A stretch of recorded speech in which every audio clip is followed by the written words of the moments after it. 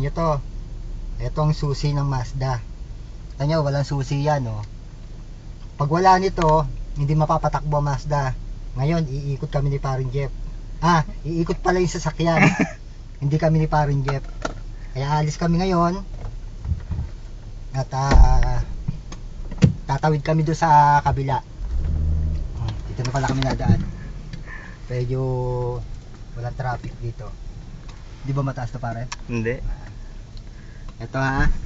Pero alala lang kami, baka bigla may sumulpot. Tama. Kuha sa camera. Kuha sa camera. Makikita ni madam ko. Ako sabihin may kadabits na naman sa sasakyan. Buksan aircon, walang yang init ha. Ito kami teka lang, bubuksan namin ang aircon. Yan, kami nagbibideo. Pero kailangan habang nagbibideo, tumitingin sa karsada at baka masalpok. At malakalaking Mabot ng sampigan ni madam.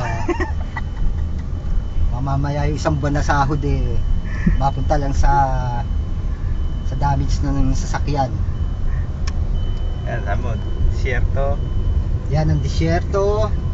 Yan, nakikita yung disyerto, no?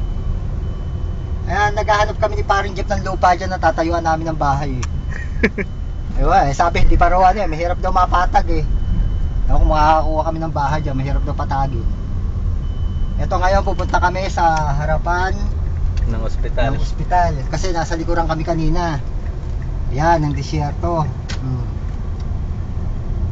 Parang ano to, probinsya to.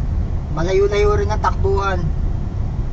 Nasasakyan, hindi namin sasakyan lang tumatakbo. Ayan. Ginagawa kamo. Yan, ginagawa. Ospital ulit yung ginagawa na yan.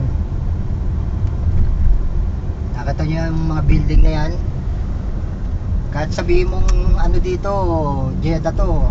Pati nga dagat dito, tinatayuan na rin ang building. Parang Pinas walang magawa rin mga tao rito. Ultimo yung galing sa dagat na ginagawang inumin, tubig. Yung mga galing sa kubeta. Oo, yung galing sa kubeta, nire-refill lang nila. Ginagawang mineral water. Nako. Suki-suki ka muna. Kaya pinaka dito, iba-iba klase pangalan may Nova, may Alayun, may Nestle. Kaya magandang, ayan, yung pinaka parang dagat.